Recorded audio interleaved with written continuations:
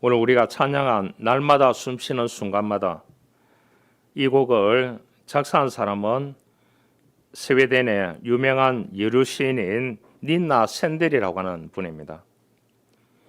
그의 인생 여정은 그야말로 파도치는 인생이었습니다. 이 닌나 샌델은 1832년에 스웨덴에서 누토교 목사의 딸로 태어났습니다.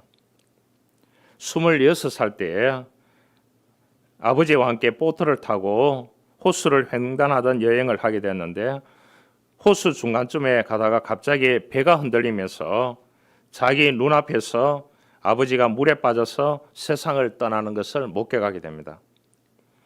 누트교의 목사님이셨던 아버지께서 눈앞에서 물에 빠져 익사하여 천국으로 가시는 모습을 보고 엄청난 충격을 받았습니다. 그래서 그가 그렇게 기도했습니다. 하나님이 살아계시다면 내가 어떻게 이러한 고통과 고난이 다가오게 하십니까? 그래서 며칠 동안 기도하면서 주님 앞에 울면서 그는 기도하게 됩니다. 그런데 주님께서 감동을 이렇게 주셨다고 합니다. 너희 아버지는 눈물도 없고 근심도 없는 천국에 가 있으니 너는 나만 믿고 의지하고 바라보아라는 음성을 들려주었다고 합니다. 다시 그 절망의 자리에서 일어났습니다. 그리고 나에게 주신 시를 쓰는 재능으로 앞으로 나의 여생 동안 주님 앞에 찬송과 가사를 써서 하나님께 바치겠다고 했습니다. 그래서 많은 성가를 작사했는데 그 곡 중에서 650곡이 정식적으로 등록이 되었다고 합니다. 닌나 샌델의 삶은 참으로 큰 고통과 고난이 계속 다가왔던 삶이었습니다. 1867년에 사학가인 오스카 버그하고 결혼을 했는데 이분은 나중에 스웨덴의 국회의원이 되었다고 합니다. 그런데 이 부부 사이에 아들 한 명이 있었는데 그 아들이 25살 때 사고로 죽게 됩니다. 자기의 현장에서요. 자기 눈앞에서 물에 빠져 죽는 모습을 아버지의 모습을 보았고 사고로 자기 눈앞에서 하나밖에 없는 아들이 죽는 모습을 바라보게 되었습니다. 그 고통 속에서도 주님을 바라보면서 믿음으로 전진해 갔습니다. 그래서 이분이 썼는 찬송, 성가, 가사가 650곡이나 됩니다. 그래서 오늘 우리가 같이 불렀던 날마다 숨쉬는 순간마다 내 앞에 어려운 일 보내 주님 앞에 이 몸 맡길 때 슬픔 없네 두려움 없네 주님의 그 자비로운 손길 항상 좋은 거 주시도다 사랑스레 아픔과 기쁨을 수고와 평화와 안식을 인생의 어려운 순간마다 주의 약속 생각해보네 내 마음속에 믿음 잃지 않고 말씀 속에 위로를 얻네 주님의 도우심 바라보며 모든 어려움 이기도다 흘러가는 순간순간마다 주님 약속 새겨봅니다. 할렐루야. 어떤 경우에도 내 마음속에 주님의 약속을 생각해보고 내 마음속에 믿음을 잃지 않고 말씀 속에 위로를 얻는 그리스도인으로 이 닌나 샌델같이 그렇게 살아가야 될 줄 믿습니다. 우리에게는 어떤 어려움이 다가와도 어떤 문제가 다가와도 어떤 절망에 처해도 믿음으로 전진해가는 믿음을 우리들에게 주셨습니다. 그래서 우리는 어떻게 하든지 해석이 중요한 것입니다. 그러죠. 받아들이는 사람이 어떻게 해석하느냐. 우리 명절을 보내지 않습니까? 이 추석을 어떻게 해석하느냐에 따라서 고통이 따라올 수 있고 아픔이 따라올 수 있고 수많은 그러한 싸움이 따라올 수 있습니다. 앞으로 미래 세대는 그렇게 얘기합니다. 시간과의 싸움이라고 합니다. 다른 것과 싸우는 것이 아니고 이 시간과의 싸움이라고 그렇게 얘기합니다. 왜냐? 시간이 영원하게 주어져 있지 않기 때문입니다. 언젠가는 시간이 그 개인마다 다르지만 언젠가 멈출 수밖에 없는 상황입니다. 그래서 시간이 많은 사람이 있는 반면 적은 사람이 있을 수 있습니다. 우리는 해석을 잘 해야 되는 것입니다. 어떤 경우에도 어떤 어려움이 와도 어떤 문제가 만나도 어떤 절망에 처해도 이 닌나 샌델 같이 아버지를 먼저 보내고 아들을 먼저 보내고 믿음을 포기하지 않고 전진해서 하나님께 영광 돌렸던 닌나 샌들 같이 우리가 해석을 믿음으로 할 수 있는 감사의 해석이 있어야 되는 것입니다.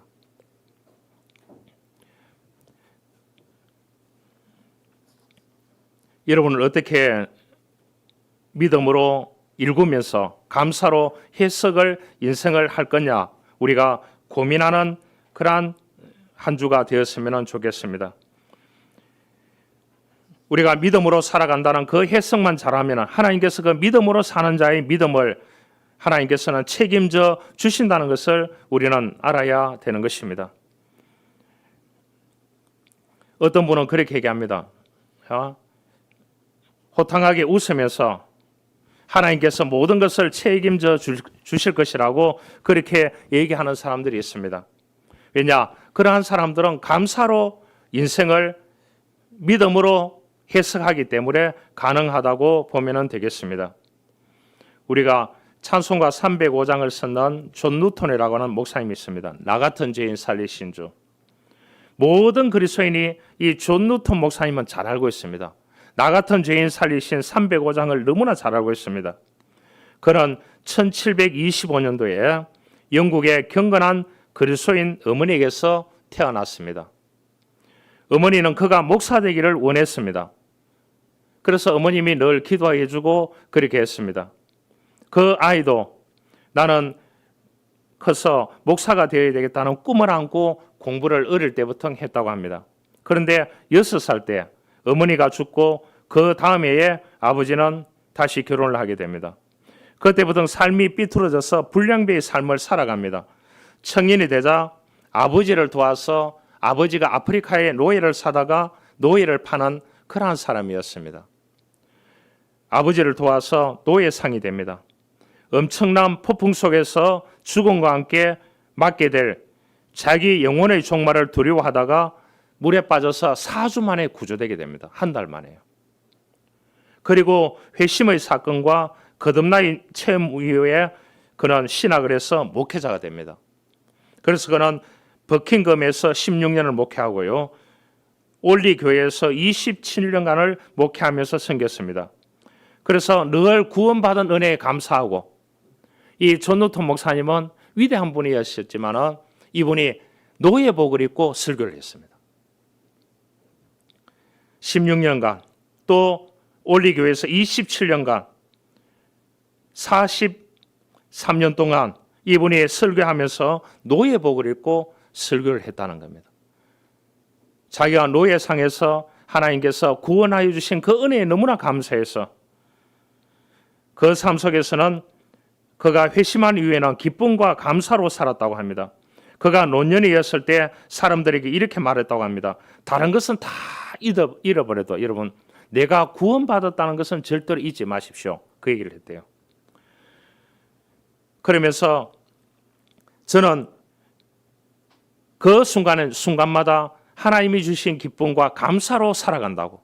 그래서 여러분들 이 두 가지는 결코 잊어서는 안 됩니다. 구원받는 것과 하나님께서 나에게 믿음을 주셔서 기쁨과 감사로 살 수 있는 은혜를 주셨다는 이것은 결코 잊어서는 안 된다고 존 누턴 목사님이 그렇게 이야기를 했습니다. 그랬기에 그는 순수하게 가난하게 노예복을 입고 설교할 수 있는 목사가 되는 은혜를 주셨다는데 기쁨과 감사를 가지고 평생을 살았습니다. 여러분 우리에게 죄인인 나를 구원해 주셨고 새 인간으로 새 존재가 된 우리의 삶도 새 존재로 살아가는 저와 여러분들이 기쁨과 감사가 있어야 됩니다. 여러분 감사로 해석할 수 있기를 주님을 축원합니다.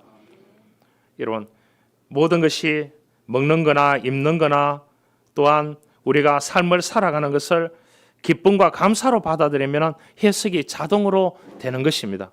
여러분 이런 것에 너무나 뼈아프게 생각하지 마시길 바랍니다. 한 가지 이야기를 해드릴게요. 평생을 감사로 살아온 독실한 크리스찬 할아버지가 있습니다. 생활이 넉넉지 못해서 이웃 살집에서 살 한 가마리를 외상으로 가져다가 마루에 두었습니다. 그런데 어느 날 저녁에 보니까 도둑이 들어와 가지고 이 살 한 가마리를 들고 가버렸는 거예요.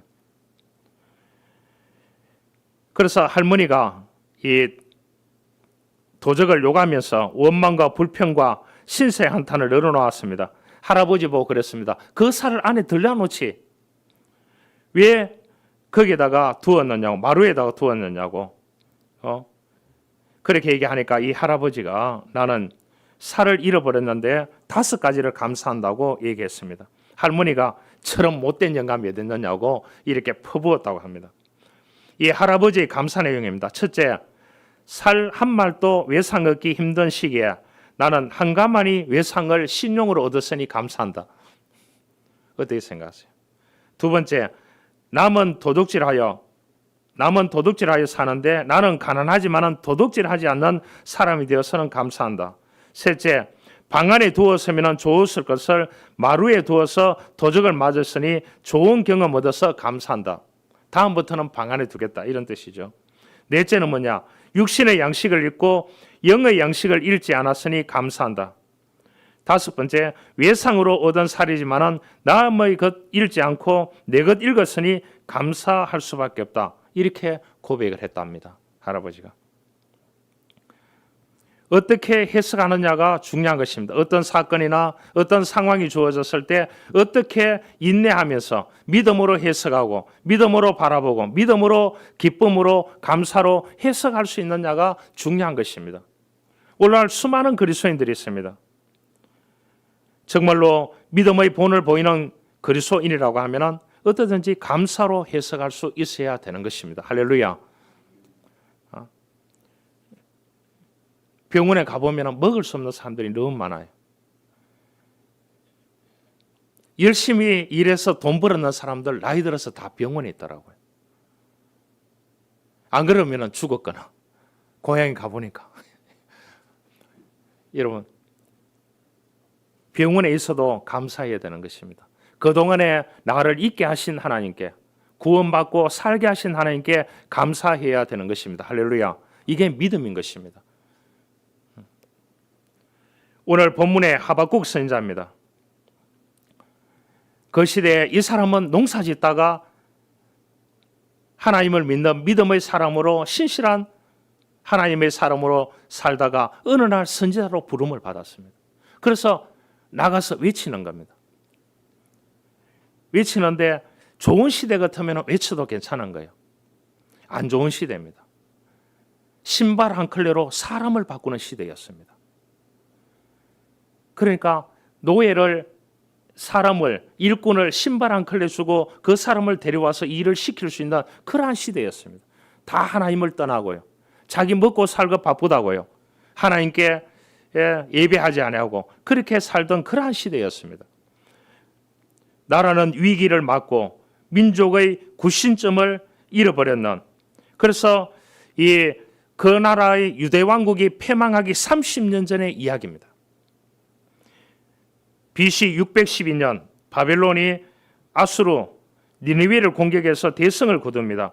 아수르는 하란까지 내어주면서 끝이 납니다. 이집트의 바로 왕은 바벨론을 치기 위해서 남유다를 지나가야 되는 것입니다. 이스라엘 땅을 지나가야 되는.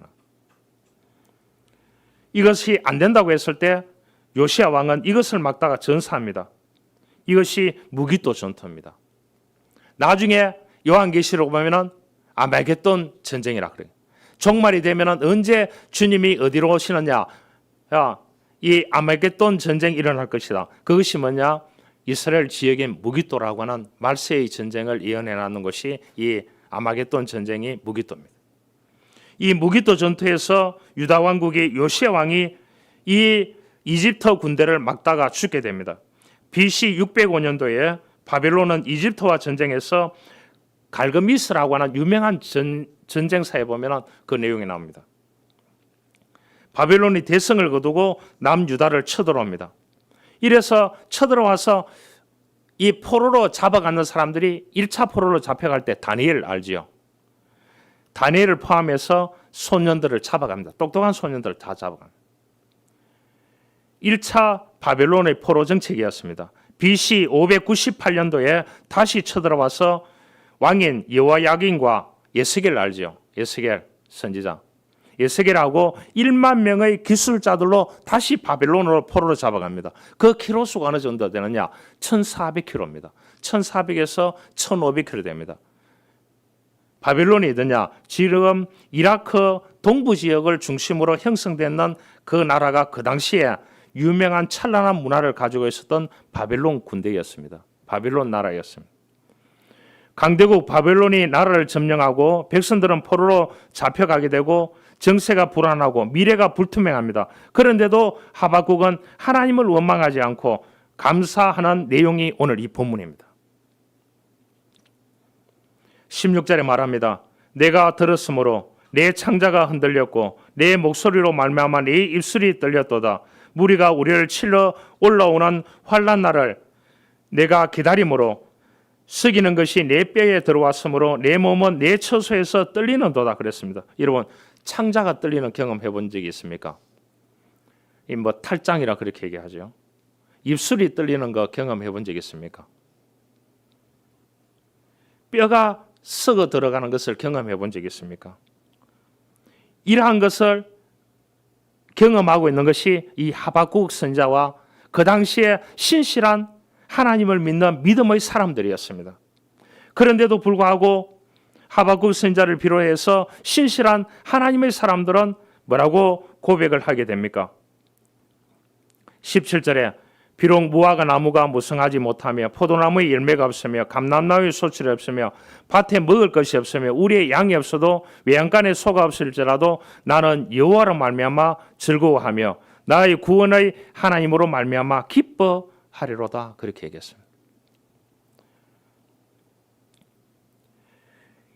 당시 역사적인 배경은 이 바벨론이 패권을 잡았기 때문에 나라가 다시 회복되리라고는 생각조차 못했습니다. 우리 일제시대 속에서. 그러죠? 이 독립이 오리라고는 생각도 못했습니다. 어떻게 핵무기가 히로시마 나가사키에 떨어지라고는 이 한 번도 있는 사람은 한 번도 생각하지 못했을 겁니다. 어떻게 보면 핵무기가 떨어지지 않았더라면 식민지 생활은 더 했을지도 모르는 것입니다. 그랬으면 이 나라가 또 어떻게 바뀌었을지도 모르는 것입니다. 이 나라가 다 이렇게 기술자들 10,000명 정도 잡아가고요. 인구가 적은 나라에서 또 똑똑한 소년들 다 잡아갔습니다. 그러니까 이 나라가 어떻게 되겠습니까? 그게 믿음을 지키고 남아있는 사람들은 금식하면서 기도하면서 그러면서도 하나님께 열매가 없어도 여호와 하나님으로 말미암아 즐거워하는 삶을 살겠다. 나의 구원의 하나님으로 말미암아 기뻐하리로다. 주 여호와는 나의 힘이시라. 그렇게 고백을 하고 있습니다. 우리에게 그런 감사가 있습니까? 그런 희망이 있습니까? 하박국 선지자 같이 그런 감사와 희망을 가지고 살아가는 것이 그리스도인의 본분이요 하나님께서 주신 우리들에게 주신 약속인 것입니다. 이 약속을 우리가 이 땅에 사는 동안 믿음으로 지켜가는 것이 그리스도인이에요. 또한 감사로 해석해내는 것이 우리 믿음의 사람인 줄 믿습니다. 할렐루야. 감사에는 3가지 형태가 있습니다. 하나는 조건적인 감사가 있습니다. 하나님, 뭔가 이루어지면 감사하겠다는 거예요. 이것도 좋습니다. 이렇게 기도하는 것도 좋아요.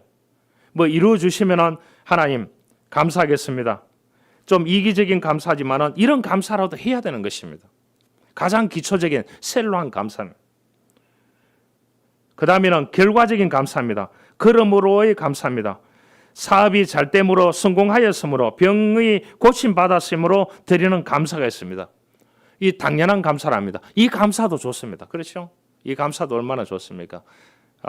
내가 사경을 헤매고 있을 때 하나님께서 나를 찾아오셔서 나를 어루만져 주시고 나의 빛을 발하여 주셔서 그래서 치유함을 받았다고 하는 그러면 얼마나 감사하겠습니까? 당연한 감사겠습니다. 그 다음에는 무조건적인 감사입니다. 그럼에도 불구하고 감사하는 겁니다. 실패했음에도 닌나 샌달같이 실패했음에도 불구하고 처절한 고통과 아픔을 가지고 있었음에도 불구하고 그가 650편의 찬송가나 가스펠송 가사를 쓸 수 있는 놀라운 은혜를 주셨다는데 감사하고 있습니다. 병들었음에도 감사하고 고난 중에도 감사하는 전천후 감사가 뭐냐? 그럼에도 불구하고 감사하는 것입니다. 오늘 이 하박국 선지자는 그렇습니다. 나라가 무너지고 예루살렘 성전이 무너지고 예배할 처소도 없고 먹을 것도 없고 외양간에 소가 없고 아무것도 나무에 열매를 맺을 수 없음에도 불구하고 그럼에도 불구하고 나는 여호와 하나님으로 말미암아 즐거워하고 기뻐하고 영원한 나의 힘이라 고백하고 있습니다. 이렇게 할 수 있겠습니까? 우리 선조들은 그렇게 살았습니다. 이 나라에 처음에 무엇이 들어왔느냐? 가톨릭이 먼저 들어왔습니다. 스페인, 포르투갈 신부들이 들어왔습니다. 프랑스 신부들이 들어왔습니다. 그래서 한양에서 그 신부들이 엄청나게 죽어나갔습니다. 그래서 이 가톨릭에서 한국에서 방을 뺏는 겁니다. 그렇죠? 뺐습니다. 그렇게 하고 누가 들어왔느냐? 개신교 선교사들이 물밑같이 들어왔습니다. 그런데도 불구하고 가톨릭의 잔재들은 엄청나게 남아있습니다. 기독교가 들어왔을 때도 기독교 엄청나게 핍박을 가했습니다. 그런데 그 선교사들의 일기를 보고 선교사들의 일대기를 보면서 이 땅에 희망이 없는 이 땅에 하나님, 이 땅에는 정말로 소망과 희망이 보이지 않습니다. 선교사들이 보고를 그렇게 했지만 훗날에는 이 조선의 땅에 하나님 감사할 일들이 기적같이 일어나게 될 것이라고 그 선교사들이 그렇게 해서 양화진에 여기에 마산에 선교사들이 엄청나게 묻혀 있는데 4대가 묻혀 있습니다. 여러분, 우리는 한국 땅에 살았습니다. 이 사람은 호주에서 와서 선교하다가 죽으니까 그 후손, 그 교회 교인들이 신학을 해서 이 경남 지역에 왔습니다. 와가지고 부울경에 와서 선교했습니다. 선교하다가 또 죽으니까 그 교우들이 신학을 해서 또 오고 그 자녀들이 또 신학을 해서 오게 됩니다. 그렇게 해서 부울경을 살려내는 것들은 주로 이제 살려낸 분들은 호주의 선교사들입니다. 호주의 선교사들이 마산 묘원에 묻혀 있습니다. 행사를 합니다. 거기도 3대째, 2대째 다 묻혀 있다니까요. 고향으로 돌아가지 않고요. 어디서 왔느냐? 여러분, 이 창원시가 호주로 멜버른 도시를 따가지고 설교도를 거렸대요.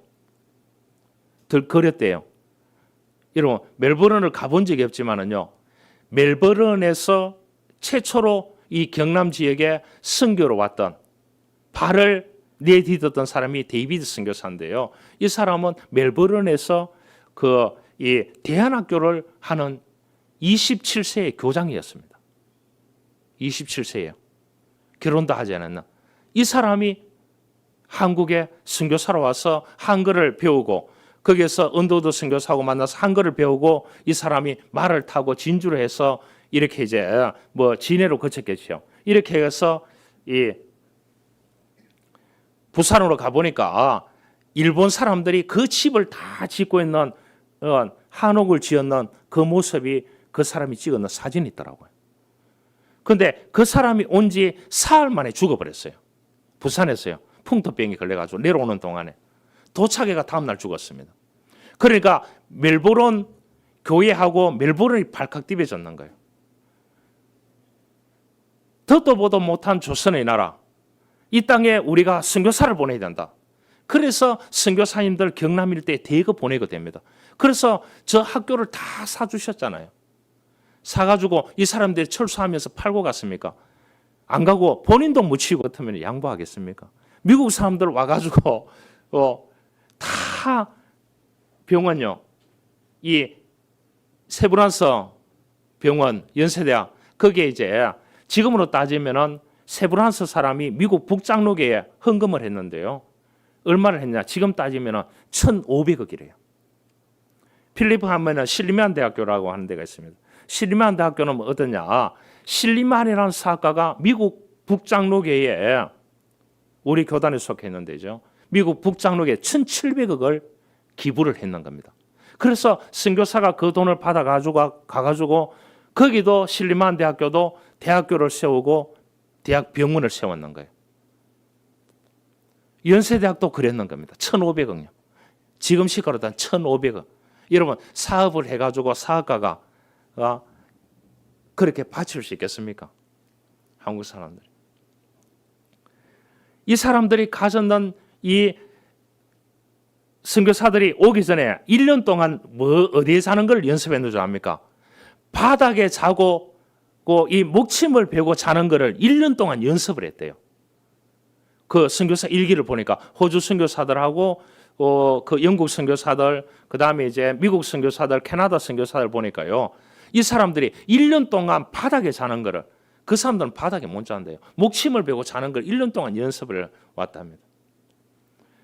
1885년도에 내렸는데 인천 제물항에 내렸는데 그 사진이 있어요.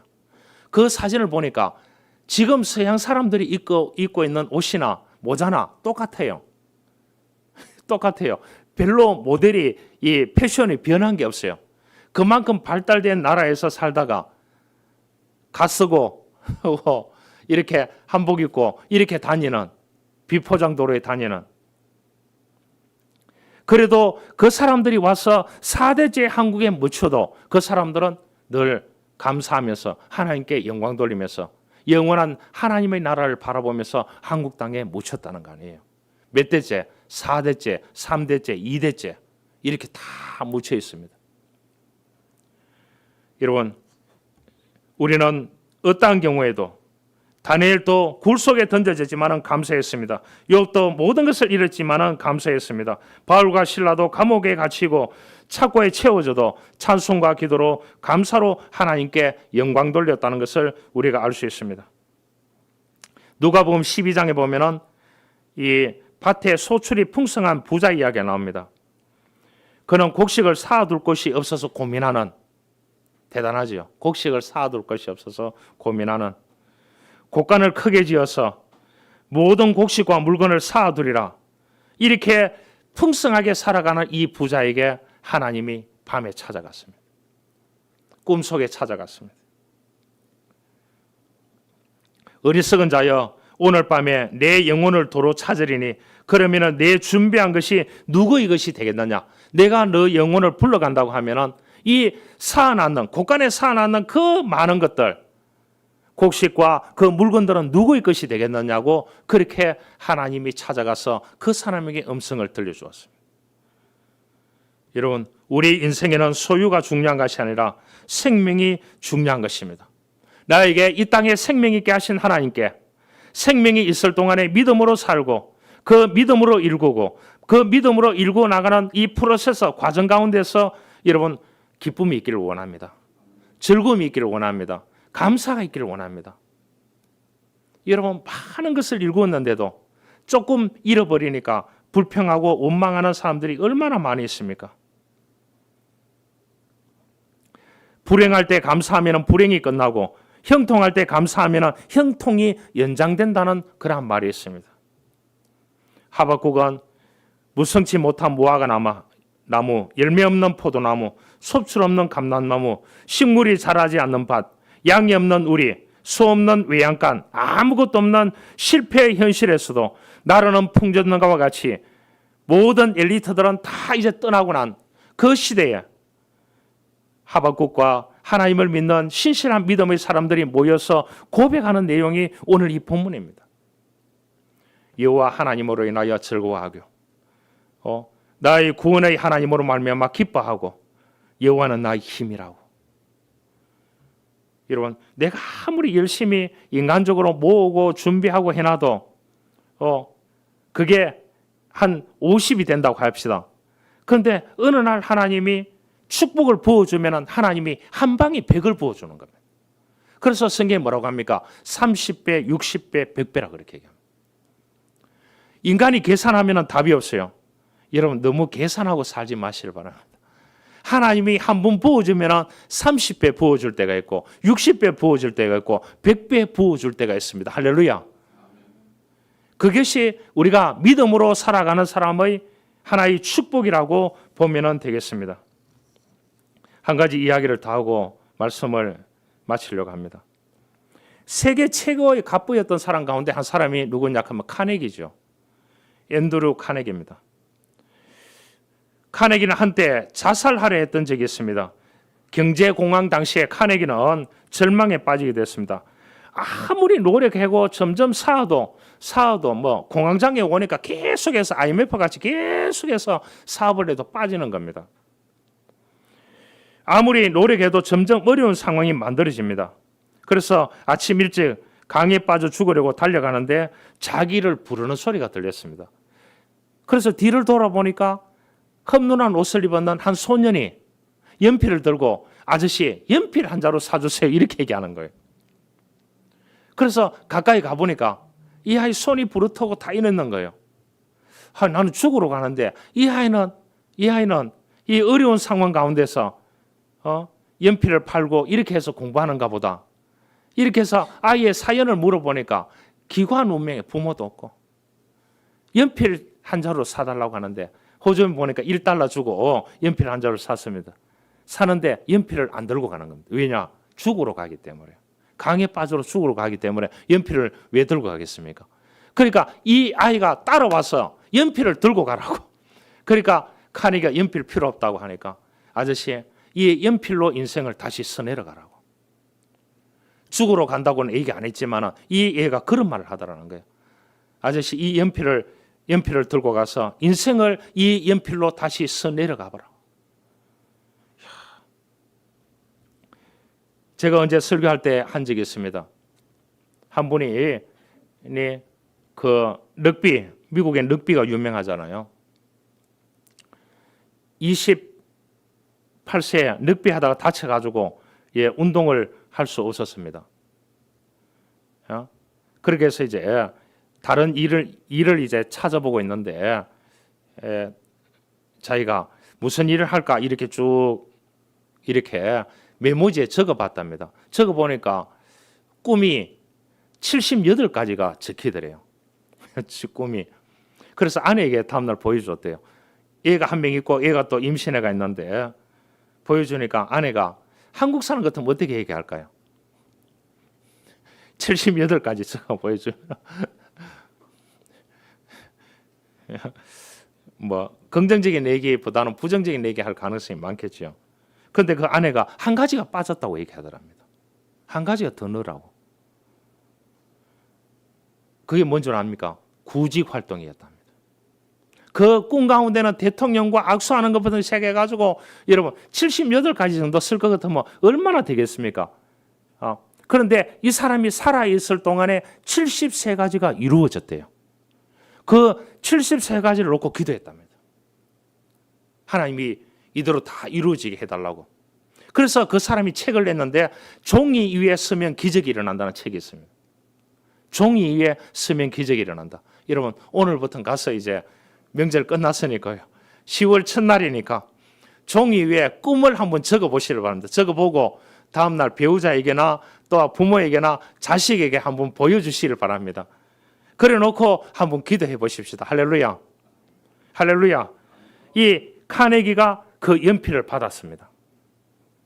연필을 받고 보니까 죽으러 가던 강을 되돌려서 집으로 가게 됩니다. 집으로 가서 그 연필로 자기 비전과 꿈을 다시 적기 시작합니다. 돈이 없는 사람이 아닙니다.